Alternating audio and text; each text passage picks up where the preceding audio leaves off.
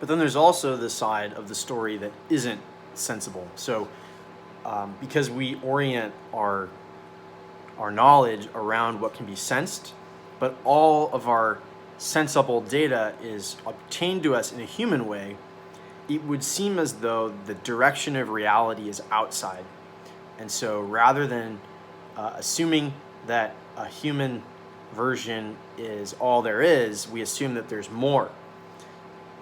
And so he has this quote that's really brilliant, and he says that transcendental realism leads to empirical skepticism, but transcendental idealism leads to empirical realism.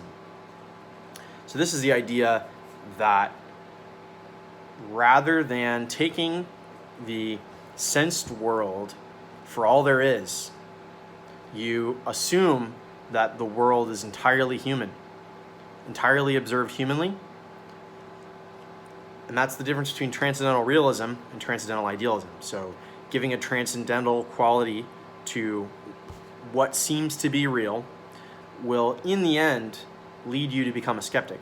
So if you take the sense world as being real and perfect and absolute, you end up wanting to get beyond the human obsession of perfection by assuming that it's all wrong, and so you become a softer philosopher. You take softer inferences about the world based on an unhuman reality, basically one that isn't conceptual. But the problem with that is that even your senses are human; they're still conceptually wired, and so transcendental idealism is this view that the entire world is ideal. It is, there are ideas in it. It is a human ideal, not in the sense of it's perfect. I mean, you might be able to make that conclusion, but it's more this view that, and I forgot to talk about Berkeley and kind of Descartes' idealism in an earlier video, but basically idealism was another thing floating around at the time. And that was the idea that kind of the world is, all I know is myself, and that, I think, therefore I am. And so the entire world is basically, all I know is me. All I know is what I have. And so I can't make conclusions, anything past that.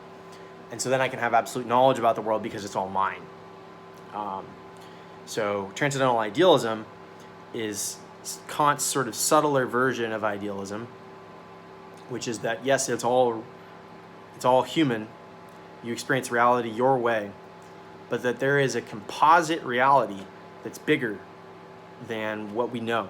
And so knowledge can only go so far. There is a limit to what we can know, and that beyond that is the real things, the things in themselves, and that the objective world is, in a way, a shadow of that, but we don't know the shadow, or we don't know the object apart from the shadow. The only thing that we can sense is the shadow. And so we can have real positive scientific knowledge based on what we can touch, sense, observe, smell, measure.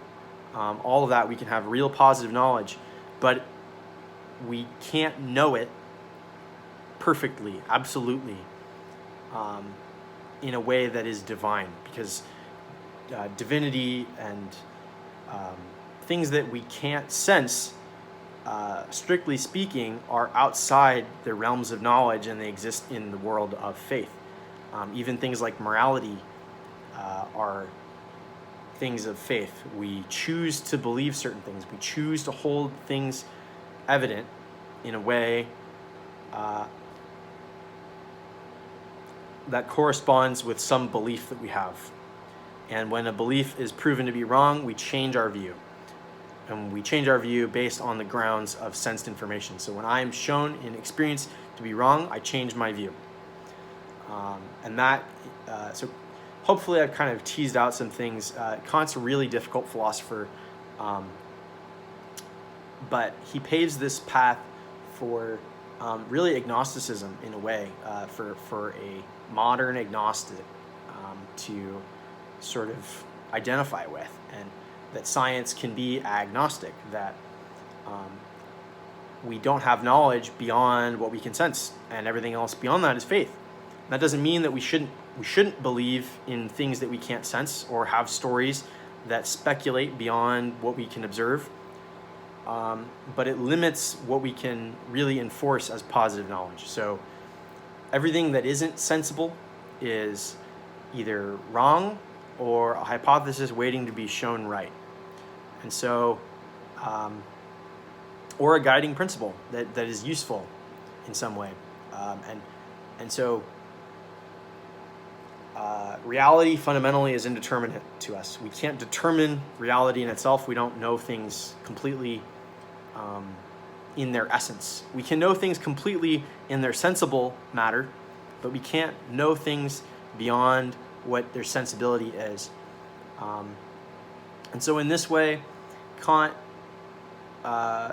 creates an example for other people to follow, which is that it's okay to identify with your human reality at the same time as having an objective, rational perspective. So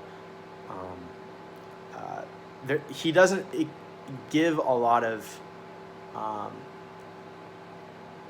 example of how to tie all the little knots together, but he paves this path that is more open than a lot of people were before him. A lot of earlier thought thinkers were reacting kind of in this tug of war, and he was trying to bring together different views, take the bits that worked and get rid of the bits that don't, and then kind of usher in this new path.